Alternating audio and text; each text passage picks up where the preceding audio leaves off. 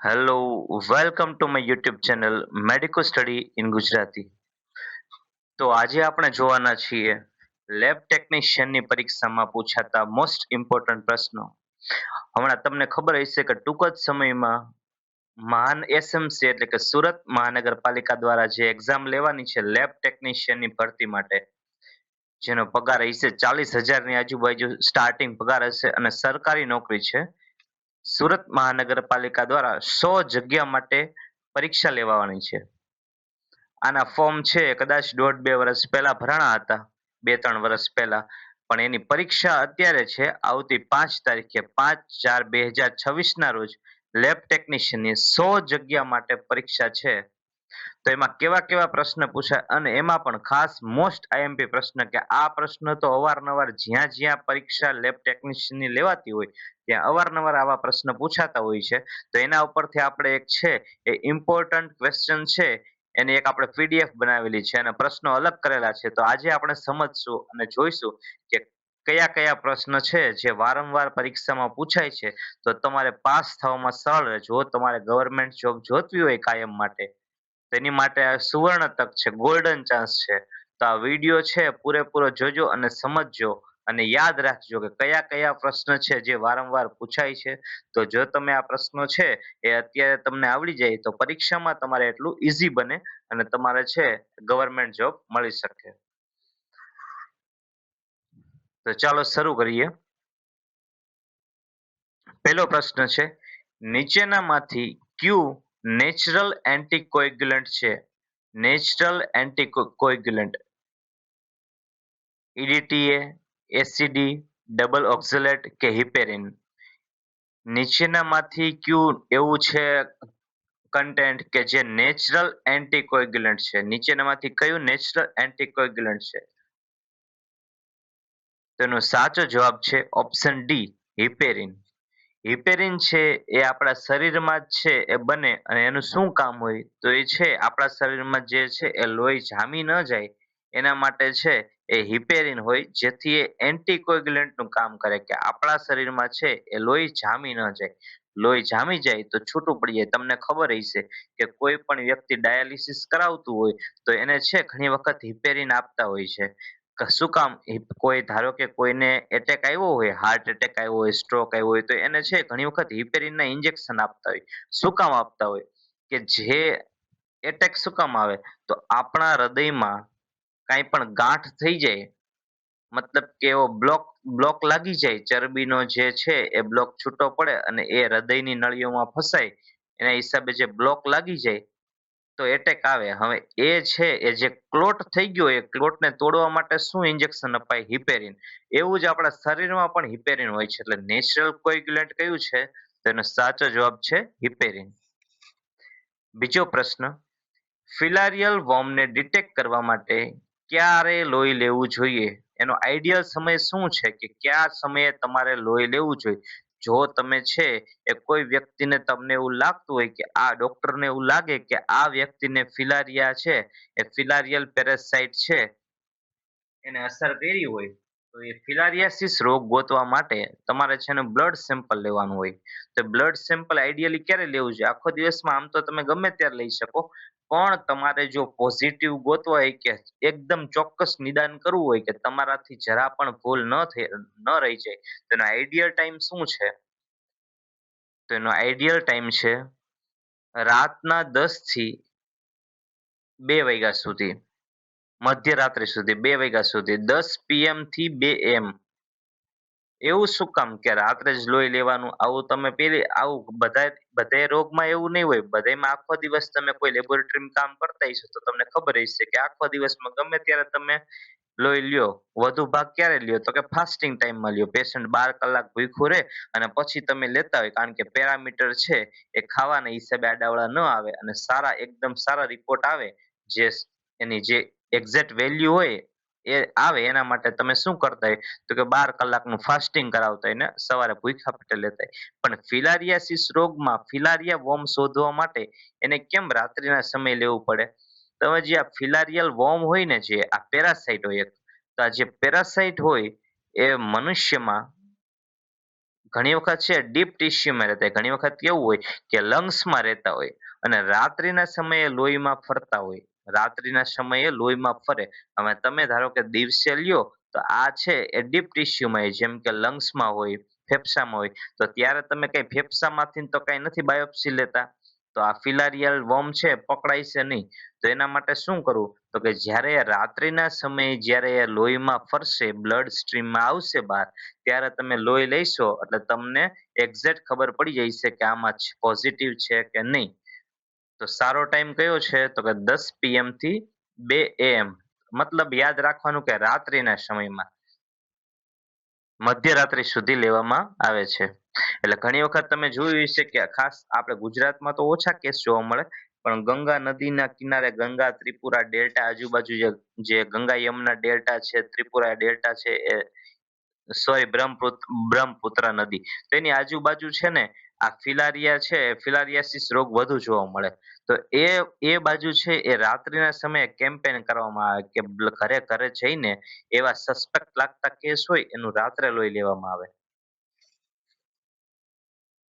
હવે નવો પ્રશ્ન: મેલેરિયા કયા પેરાસાઇટ થી થાય છે? હવે મેલેરિયા રોગ છે ને એ પેરાસાઇટ થી થાય. તો હવે આ બધા પેરાસાઇટ ના જ નામ છે, તો કયા પેરાસાઇટ થી થાય? પ્લાઝ્મોડિયમ વાઇવેક્સ, વુચેરેરિયા બેન્ક્રોફ્ટી, બ્રુગિયા મલાઈ કે લેશમેનિયા ડોનોવાલી? તો એનો સાચો જવાબ છે પ્લાઝ્મોડિયમ વાઇવેક્સ. મેલેરિયા શેનાથી થાય? તો મેલેરિયા છે એ પ્લાઝ્મોડિયમ પેરાસાઇટ હોય એનાથી થાય. હવે પ્લાઝ્મોડિયમમાં 5 પ્રકાર છે, આપણને એ ઓપ્શનમાં એક જ આપ્યો છે. પણ જો ઓપ્શનમાં તમને ફેરવીને પૂછે, જેમ કે પ્લાઝ્મોડિયમ વાઇવેક્સ, પ્લાઝ્મોડિયમ ફાલ્સિપેરમ, પ્લાઝ્મોડિયમ ઓવાલે, પ્લાઝ્મોડિયમ મલેરિયાઈ અને હજુ એક ટાઈપ છે, તો એ તમને 5 ટાઈપ છે પ્લાઝ્મોડિયમના. તો જો તમને પરીક્ષામાં પૂછે આમાંથી કોઈ પણ ઓપ્શન, તો એ સાચો જવાબ રહેશે. હવે વુચેરિયા બેન્ક્રોફ્ટી છે અને બ્રુગિયા મલાઈ છે એ ફિલારિયાસિસ થવા માટે જવાબદાર છે.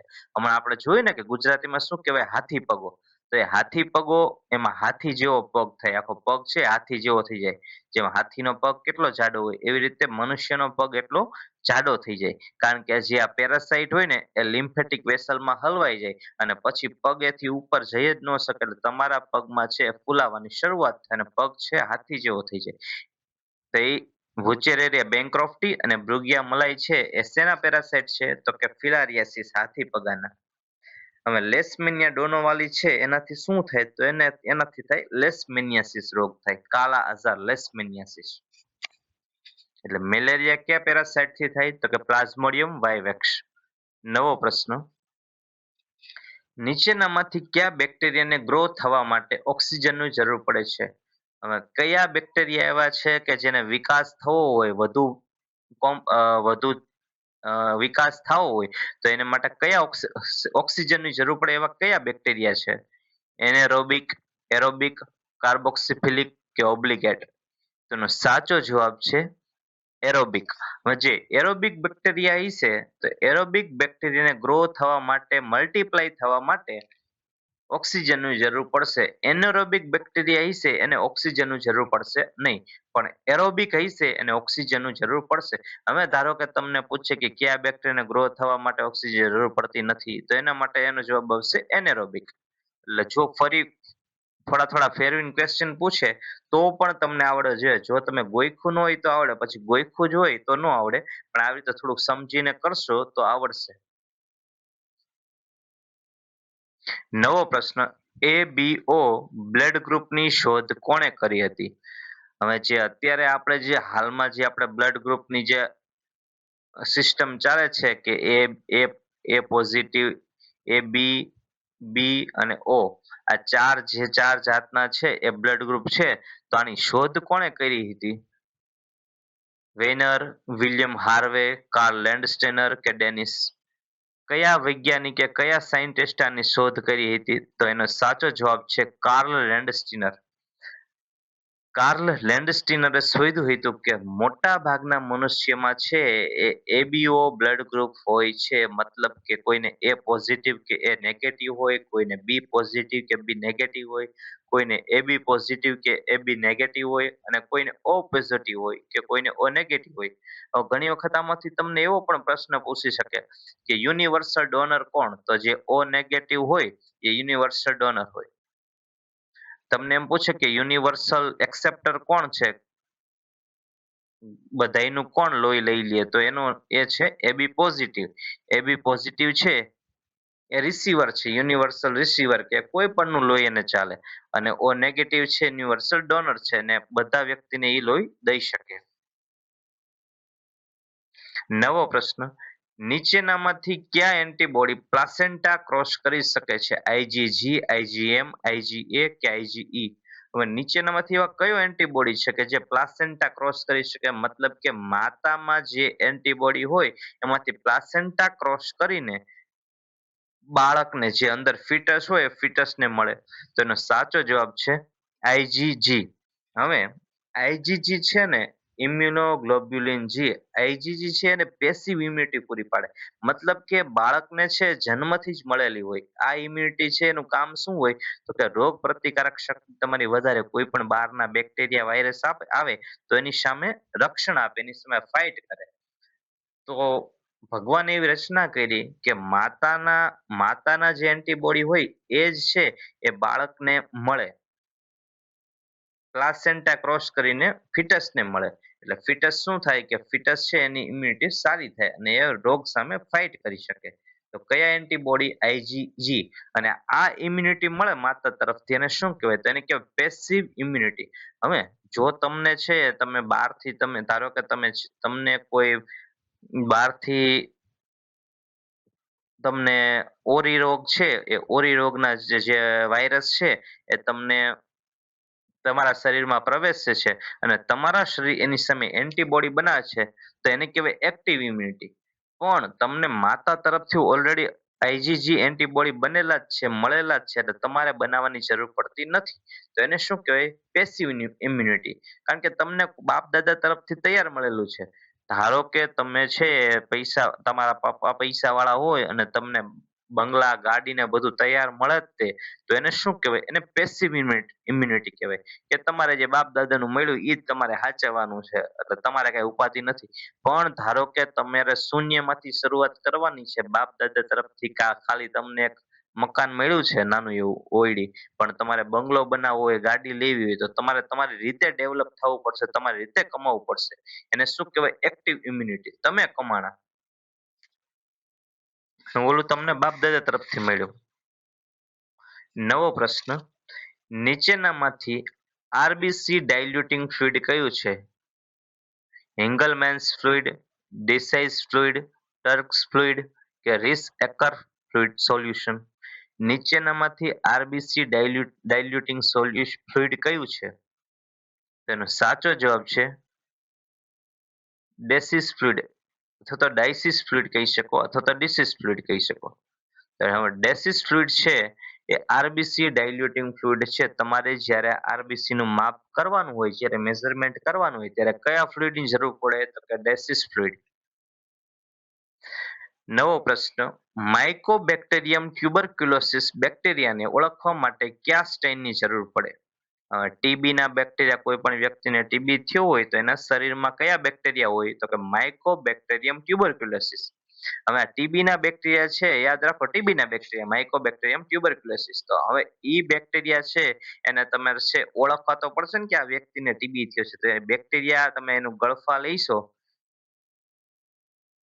તો એને શેના મદદથી તમે ઓળખશો કે આ ટીબી ના બેક્ટેરિયા છે કે અમથો કફ છે કે વાયરસ છે કે શેના? લેસમે લેશમેનસ્ટાઇન, simple Stein, jail Nelson Stein કે ગ્રામ સ્ટેઇન? તેનો સાચો જવાબ છે ઝેલ નેલ્સન સ્ટેઇન. હવે આ બે વૈજ્ઞાનિક સાયન્ટિસ્ટ હતા, ઝેલ અને નિલ્સન. આ ઝેલ અને નિલ્સન નામના બે સાયન્ટિસ્ટ એવું શોધી કાઢ્યું કે માઇકોબેક્ટેરિયમ ટ્યુબરક્યુલોસિસ ઓળખવા માટે એમને એક સ્ટેઇનની શોધ કરી કે આ સ્ટેઇન કરો એટલે આનો કલર આ ફરી જાય, એટલે એના ઉપરથી તમને ખબર પડે કે આ ટીબીના બેક્ટેરિયા છે અને આ વ્યક્તિને ટીબી થયો છે. તો એ બે શોધ કરી એના ઉપરથી એનું નામ પડ્યું કે ઝીલ નેલ્સન સ્ટેઇન. જો તમને આપણી ચેનલ ગમી હોય તો લાઈક કરો, શેર કરો, તમારા મિત્રોને સબસ્ક્રાઇબ કરો, કારણ કે આ છે પ્રશ્નો, મોટા ભાગના પ્રશ્નો વારંવાર પરીક્ષામાં પૂછાતા હોય છે અને આટલા તમે પ્રશ્ન કરશો તોય તમારે થોડું ઘણું છે એ તમને પરીક્ષામાં પૂછાય છે. હજુ આની ઉપર આપણે વધુ વિડીયો બનાવશું તમારી પરીક્ષા પહેલા, તો તમને જેથી કામ લાગે. તમને કાંઈ પણ ક્વેશ્ચન હોય, ક્વેરી હોય તો તમે કોમેન્ટ સેક્શનમાં જણાવી શકો. બાકી લાઈક કરો, શેર કરો અને સબસ્ક્રાઇબ કરતા રહો આપણી ચેનલને. હવે નવો પ્રશ્ન, યુરિનોમીટર શું માપવા વપરાય છે? યુરિનોમીટર શું માપવા વપરાય છે? વોલ્યુમ, ટ્રાન્સપરન્સી, સ્પેસિફિક ગ્રેવિટી કે રિએક્શન? તો એનો સાચો જવાબ છે સ્પેસિફિક ગ્રેવિટી. હવે યુરિનોમીટરથી શું મપાય? તો કે સ્પેસિફિક ગ્રેવિટી. યુરિનની સ્પેસિફિક ગ્રેવિટી માપવા માટે શું વપરાય? યુરિનોમીટર. નવો પ્રશ્ન, એચબી લેવલ ચેક કરવા કઈ બેસ્ટ મેથડ છે? તમારે હિમોગ્લોબિન ચેક કરવું હોય તો કઈ બેસ્ટ મેથડ છે? સાહાલીઝ મેથડ, સ્પેન્સર્સ મેથડ, ડેયર્સ મેથડ કે સાઇનમેટ હિમોગ્લોબિન્સ મેથડ? તો એનો સાચો જવાબ છે સાઇનમેટ હિમોગ્લોબિન્સ મેથડ. અત્યારના સમયમાં જે પેલા એવું હતું કે સાલિસ મેથડ ને બધું વપરાતું, પણ અત્યારે સ્ટાન્ડર્ડ મેથડ કઈ છે? તો કે સાઇનમેટ હિમોગ્લોબિન્સ મેથડ. એચબી ચેક કરવા, હિમોગ્લોબિન એટલે કે લોહીના ટકા ચેક કરવા કઈ મેથડ વપરાય? સાઇનમેટ હિમોગ્લોબિન્સ મેથડ. નવો પ્રશ્ન, નોર્મલ આરબીસી ની સાઇઝ કેટલી હોય છે? હવે નોર્મલ આરબીસી ની સાઇઝ કેટલી હોય? 6 થી 8 માઇક્રોમીટર, 15 થી 20 માઇક્રોમીટર, 30 થી 40 માઇક્રોમીટર કે 16 થી 22 માઇક્રોમીટર? તો એનો સાચો જવાબ છે 6 થી 8 માઇક્રોમીટર. હવે આ છે અમુક નોર્મલ વેલ્યુ, તમને ખબર કેમ હોવી જોઈએ? ધારો કે તમને ગવર્મેન્ટમાં લેબોરેટરી ટેકનિશિયનની જોબ મળે છે, તમને સારો એવો 40-50 હજાર પગાર આપે છે સ્ટાર્ટિંગ. હવે તો તમને આરબીસી છે ની સાઈઝ નાની છે, મોટી છે, તો એ તમને ખબર તો હોવી જોઈએ ને કે આરબીસી ની સાઈઝ કેવડી છે. ખબર જ ન હોય તો તમે રિપોર્ટમાં શું લખો પછી? હવે રિપોર્ટમાં ગપ્પા મારો એટલે સાહેબને પછી ડાયગ્નોસ કરવામાં ને ટ્રીટમેન્ટ કરવામાં તકલીફ પડે. એટલે તમને છે અમુક અમુક વસ્તુની નોર્મલ વેલ્યુ ખબર હોવી જોઈએ, અને તો તમે અગાઉ આગળ ઇન્વેસ્ટિગેશન કરી શકો કે ભાઈ આમાં આ તકલીફ છે તો આને આ રોગ હોઈ શકે. એટલે આરબીસી ની નોર્મલ સાઇઝ કેટલી હોય? તો કે 6 થી 8 માઇક્રોમીટર. નવો પ્રશ્ન, વીડીઆરએલ ટેસ્ટ કયા નિદાનના કરવા માટે વપરાય છે? વીડીઆરએલ ટેસ્ટ છે એ કયા રોગના નિદાન કરવા માટે વપરાય છે? રેબિસ, ટાઇફોઇડ, સિફિલિસ કે ડેન્ગ્યુ? રેબિસ એટલે હડકવા, કોઈને હડકવા થાય એને રેબિસ કહેવાય. ટાઇફોઇડ, સિફિલિસ કે ડેન્ગ્યુ ફીવર? તો વીડીઆરએલ થી તમે કયા રોગ છે એનું નિદાન કરી શકો? તો એનો સાચો જવાબ છે સિફિલિસ. ટાઇફોઇડ માટે ટાઇફિડોટ આવે, વિડાલ ટેસ્ટ આવે. ડેન્ગ્યુ માટે છે ડેન્ગ્યુ કાર ટેસ્ટ આવે, ડેન્ગ્યુ અલાઇઝા ટેસ્ટ આવે. એમ સિફિલિસ માટે વીડીઆરએલ ટેસ્ટ આવે. પીપીબીએસ અથવા તો પીપી2બીએસ, પોસ્ટ પ્રેન્ડિયલ બ્લડ સુગર માપવા માટે બ્લડ સેમ્પલ ક્યારે લેવું જોઈએ? જમ્યાના 12 કલાક પછી, જમ્યાના અડધી કલાક પછી, ગમે ત્યારે કે જમ્યાના 2 કલાક પછી?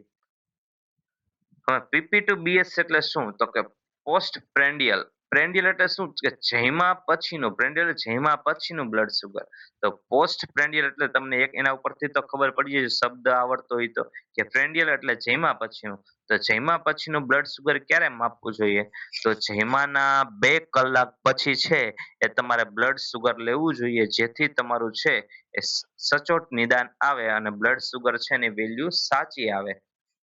જો તમે જમ્યા પછી તરત લેશો તો એનું વેલ્યુ છે એ વધુ આવશે, જો ભૂખ્યા પેટે લેશો તો ઓછી આવશે. પણ પોસ્ટ પ્રેન્ડિયલ બ્લડ સુગર છે, જો તમારે આરબીએસ કરવું હોય રેન્ડમ બ્લડ સુગર, તો તમે ગમે ત્યારે કરી શકો. જો તમારે ફાસ્ટિંગમાં કરવું હોય તો પણ આરબીએસ કરી શકો, અથવા તો fasting fasting blood sugar level કરી શકો. એફબીએસ ફાસ્ટિંગ બ્લડ શુગર. પણ તમારે પીપીબીએસ કરવું હોય કે પોસ્ટ પ્રેન્ડિયલ બ્લડ શુગર, તો ક્યારે કરવું પડે?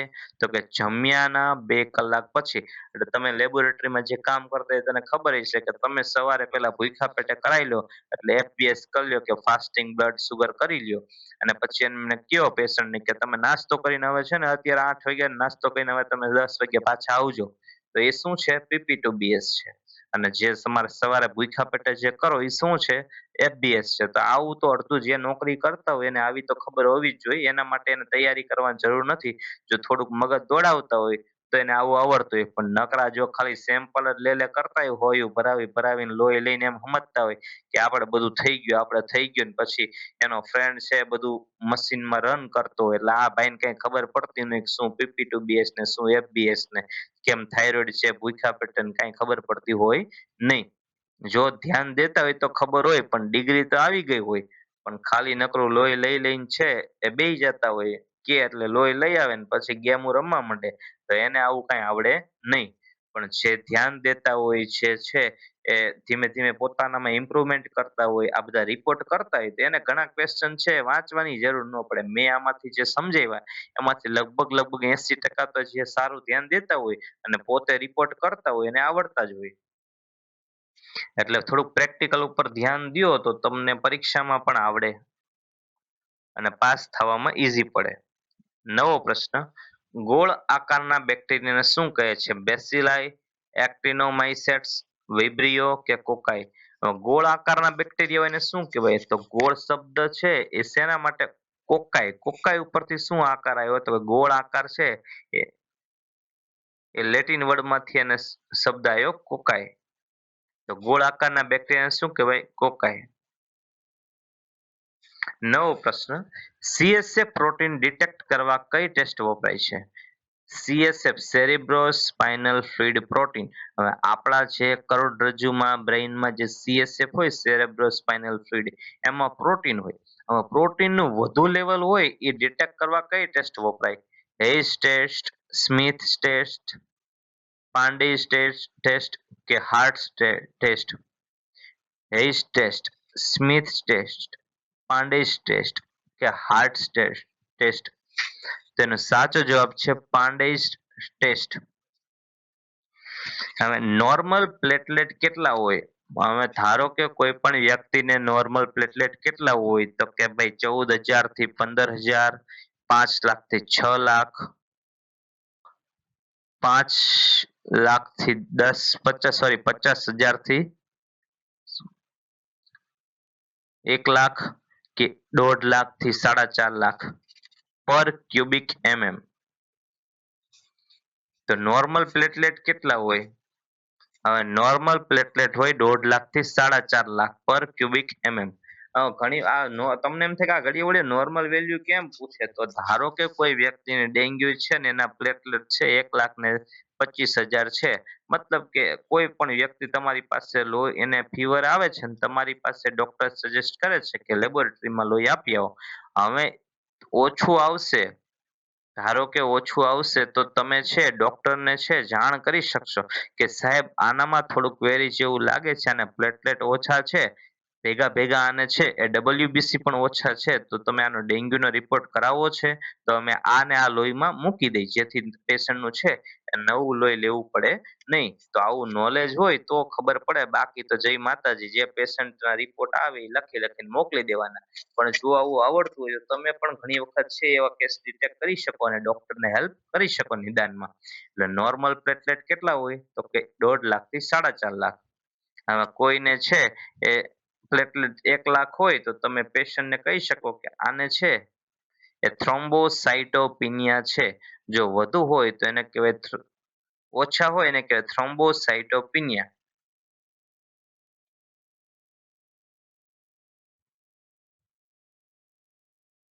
વધુ હોય તો કહેવાય થ્રોમ્બોસાઇટોસિસ.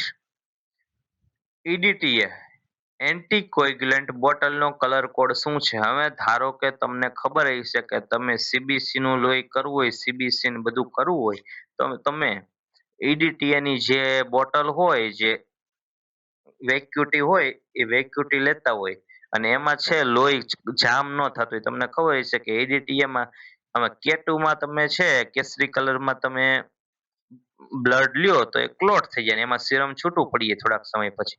પણ EDTA લો તો એમાં છે લોહી છે એ લોહી છે છૂટું ન પડે. શું કામ? કે એમાં એન્ટીકોગ્યુલન્ટ હોય એટલે એ છે લોહીને છૂટું પડવા દે નહીં. કોગ્યુલન્ટ હોય તો એ શું થાય કે જામ થઈને છૂટું પડી જાય. હવે એન્ટીકોગ્યુલન્ટ EDTA માં હોય એટલે લોહી છૂટું પડે નહીં. તમારે જોઈએ લોહી તમે જેવું નાખ્યું હોય અંદર એવું ને એવું લિક્વિડ ફોર્મમાં રહે. તો એનો કલર કોડ કેવો હોય? કેવા કલરનું હોય? Purple, green, grey, red. તો એ પર્પલ કલરની હોય, વાદળી કલર જેવી પર્પલ કલરની હોય. EDTA ની જે વેક્યુટી હોય એ પર્પલ કલરની હોય. હવે આવું જો તમે છે એ લેબમાં તમે કરતા હોય, લેબમાં કામ કરતા એટલે લગભગ લગભગ આવી ખબર જ હોય. એટલે આ બહુ કઈ ચિંતાનો વિષય નથી. તમારે થોડુંક જો કેવરાવે તો એનેટોમી અને ફિઝિયોલોજીમાં થોડુંક કેવરાવે અને એ સબ્જેક્ટ ઉપર તમારે ઓછું ધ્યાન હોય. બાકી આ તો બધું તમારે ડેઈલી રૂટીનમાં આવતું હોય જોબ કરતા હોય એમાં એટલે ઈઝી પડે. નવો પ્રશ્ન, નીચેનામાંથી એનરિચમેન્ટ મીડિયાનું ઉદાહરણ કયું છે? મેકકોનકાઈ અગાર, પેપ્ટોન વોટર, ન્યુટ્રિયન્ટ અગાર કે સેલમાઇટ એફ બ્રોથ? નીચેનામાંથી એનરિચમેન્ટ મીડિયા કયું છે? તો એનો સાચો જવાબ છે સેલમાઇટ એફ બ્રોથ. એનરિચમેન્ટ મીડિયાનું ઉદાહરણ કયું છે? તો સાચો જવાબ છે option D, selenite F broth. નવો પ્રશ્ન, ફાધર ઓફ માઇક્રોબાયોલોજી ઇઝ? માઇક્રોબાયોલોજીના પિતા કોણ છે? Robert Koch, Joseph Lister, Edward Jenner કે લુઈસ પાસ્ચર? તો એનો સાચો જવાબ છે લુઈસ પાસ્ચર. હવે લુઈસ પાસ્ચર છે ને એની પહેલા પણ એક માઇક્રોબાયોલોજિસ્ટ હતા, એન્ટોની વાન લ્યુવેનહોક. યાદ રાખજો, આમાં આમાં જવાબમાં ક્યાંય છે નહીં ઓપ્શનમાં. Antonie van લ્યુવેનહોક. હવે આ જે સાયન્ટિસ્ટ છે એમને સૌ પ્રથમવાર બેક્ટેરિયા, વાયરસ, પ્રોટોઝોઆ એવું બધાની શોધ કરી હતી. માઇક્રોબાયોલોજિસ્ટ હતા એટલે એને શોધ કરી હતી કે આવું કંઈક વસ્તુ છે કે રોગ છે એ રોગ કઈ હવા પ્રદૂષિત હોય, પાણી પ્રદૂષિત હોય નકરો એટલે નથી થતો કે હવા પ્રદૂષિત છે ભગવાન તમારી ઉપર કોપાયમાન થયા. પેલા લોકો શું માનતા કે ભગવાન છે આપણા ઉપર કોપાયમાન થાય, આપણે કંઈક ખરાબ કાર્ય કર્યું હોય, પાપ કર્યું હોય એટલે ભગવાન આપણી ઉપર કોપાયમાન થાય અને એના હિસાબે હવા પ્રદૂષિત બને અને આપણને રોગ થાય ને આપણે બીમાર પડીએ. પણ પછી છે એ એન્ટોની વાન લ્યુવાનહોક આવ્યા એટલે એને જોયું કે ભાઈ આ રોગ થવા માટે બેક્ટેરિયા, વાયરસ, પ્રોટોઝોઆ સૂક્ષ્મજીવો છે જે માઇક્રો ઓર્ગેનિઝમ છે એ જવાબદાર છે. એટલે માઇક્રો બાયોલોજીના પિતા કોણ હતા? તો કે એન્ટોની વાન લ્યુવેનહોક. પણ લુઈસ પાસ્ચર છે એ પણ એક સારા માઇક્રોબાયોલોજિસ્ટ હતા. એમણે શું આપ્યું તો કે જર્મ થિયરી ઓફ ડિઝીઝ. એમને એવી થિયરી આપી કે રોગ થવા માટે જમ્સ એટલે કે વાયરસ ને એવું બધું જવાબદાર છે. એટલે મોડર્ન માઇક્રોબાયોલોજીના પિતા કોણ છે? લુઈસ પાસ્ચર. હવે રોબર્ટ કોચ છે એ પણ માઇક્રોબાયોલોજિસ્ટ હતા. તો રોબર્ટ કોચે શેની શોધ કરી? તો કે ભાઈ ટીબી ના બેક્ટેરિયાની શોધ કોણે કરી? તો કે રોબર્ટ કોચે કરી. એડવર્ડ જેનરે શું કર્યું? તો કે શીતળા રોગની રસીની શોધ કરી. લુઈસ પાસ્ચરે શું કર્યું? તો કે હડકવાની રસીની શોધ કરી, ચિકન પોક્સની રસીની શોધ કરી, એન્થ્રેક રસીની શોધ કરી. હવે તમે સાંભળ્યું હશે કે પાસ્ચરાઇઝેશન, મિલ્કનું પાસ્ચરાઇઝેશન, મિલ્ક પાસ્ચરાઇઝેશન. તો મિલ્ક અને વાઇન, વાઇન આવે ને જે આપણે દારૂ દારૂ પીએ એ વાઇન આવે. વાઇન અને મિલ્ક એટલે કે દૂધનું જે પાસ્ચરાઇઝેશન છે, મતલબ કે દૂધ અને વાઇનને જંતુમુક્ત કરવાની પદ્ધતિ કોણે શોધી? તો કે લુઈસ પાસ્ચર. પાસ્ચર ઉપરથી એને શું નામ આપ્યું? તો કે મિલ્ક પાસ્ચરાઇઝેશન. એટલે યાદ રાખજો, આવા પ્રશ્ન પૂછાય તો પણ તમને આવડે કે મિલ્ક પાસ્ચરાઇઝેશન છે એની શોધ કોણે કરી? તો કે લુઈસ પાસ્ચરે. તો થેન્ક યુ સો મચ. આવા જ અવનવા વિડીયો જોવા માટે આપણી ચેનલ લાઈક કરો, શેર કરો, સબસ્ક્રાઇબ કરો, કોમેન્ટ કરતા રહો અને અવનવા વિડીયો છે આપણે મૂકશું કે જે તમને પરીક્ષામાં ખૂબ હેલ્પફુલ થાય. તો થેન્ક યુ સો મચ. આપણી ચેનલનું નામ છે મેડિકો સ્ટડી ઇન ગુજરાતી. તો તમે બધા છે સબસ્ક્રાઇબ કરતા રહેજો આપણી ચેનલ. Thank you.